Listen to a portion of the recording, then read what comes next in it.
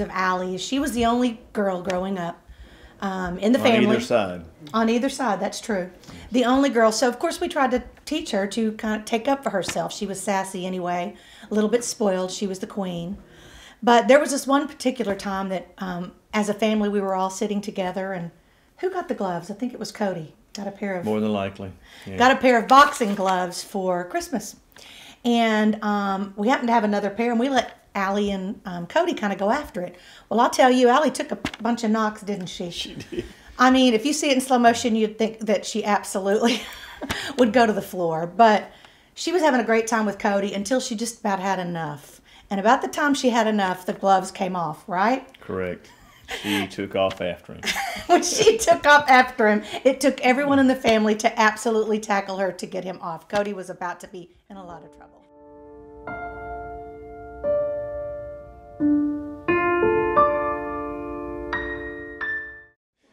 That's just the kind of person Allie was. She was sassy.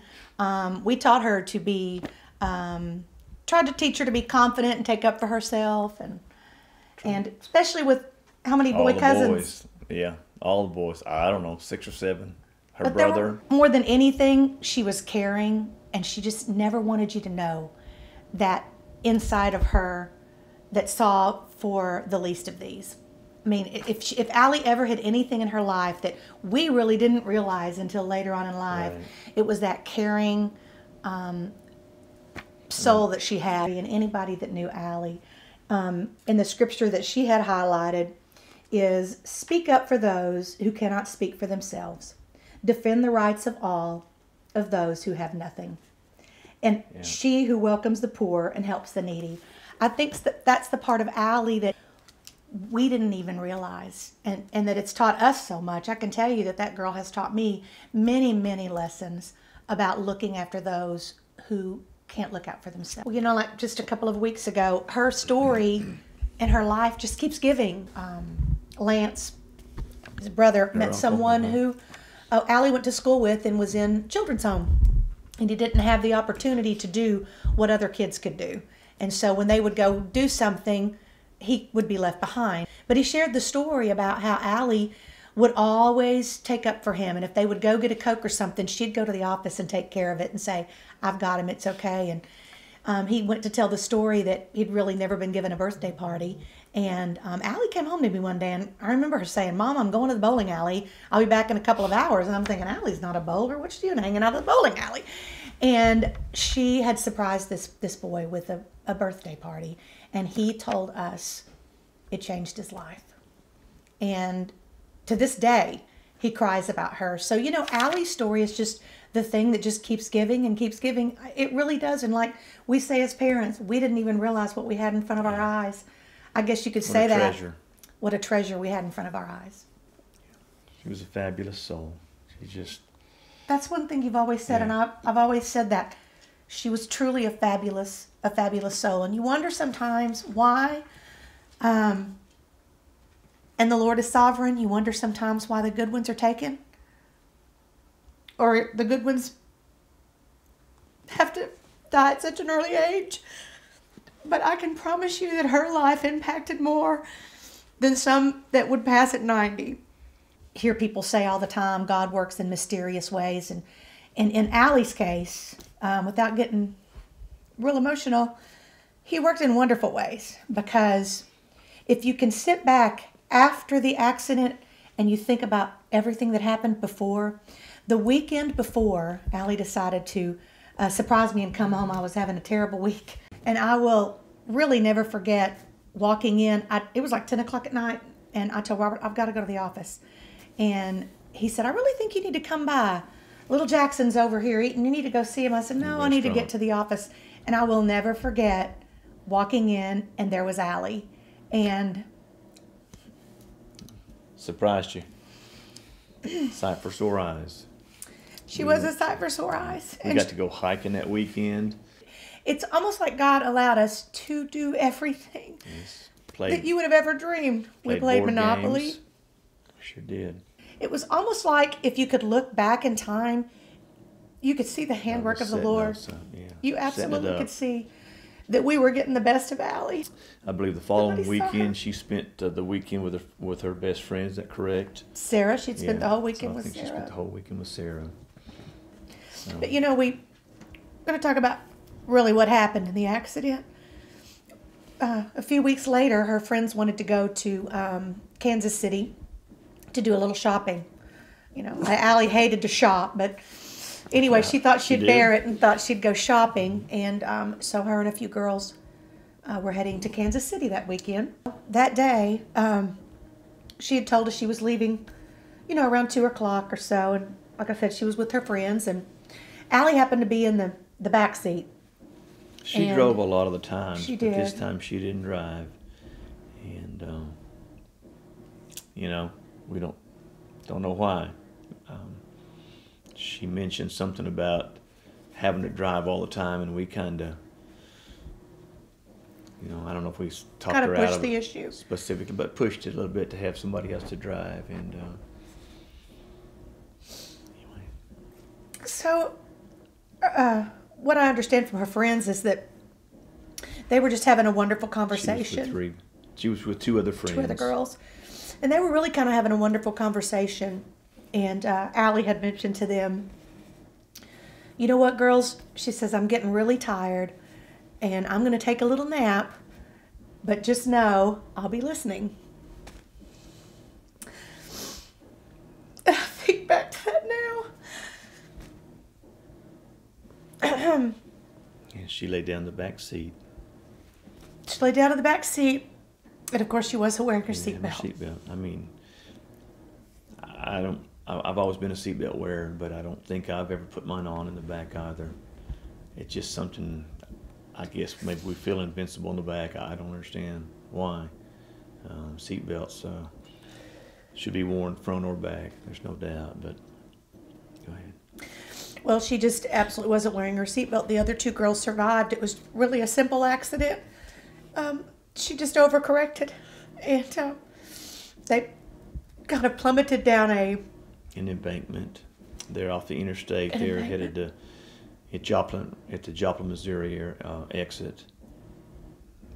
And supposedly the car flipped quite a few times. I hope Robert don't mind me sharing this, but at that time, it happened about 4:30 in the afternoon, and at that time we were at a movie, and Robert just could not get off of his phone. And I didn't understand what he was doing, and he said, Allie's phone has not moved for the last few hours. I don't know what's going on. And I was following her on Follow My iPhone or Find My iPhone app, just to watch her every now and then, just to see where she was at and keep little tabs on her. And finally he kept looking, and it was in an intersection, and we really just kind of, and you know how easy we are to text. We started texting her. We were texting the other girls. We were calling them. And we just absolutely began to get frantic. And because, listen, I don't care what kind of teenager you are, how old you are, you got your phone. You always got your phone. Yeah. And we didn't get any answers. No answers from any of them. And so we knew something was wrong. And we left the movie, and I called one of my nurse friends. I said, what can I do? We can't find Allie. And she said, call and check the hospitals. And so sure enough, I called and checked the hospitals, and the words that they said, I'll never forget. She said, yes, this girl and this girl came in. There was an accident, and they're home. And I said, there was one more girl. They said, no, she didn't come to the hospital. And I said, well, I'm telling you, there was another girl in that car. And I think that might have been when Robert finally got the call. Yeah. Well, I had to actually call and talk with the sheriff. And he wasn't going to tell me anything, but I could tell in his voice.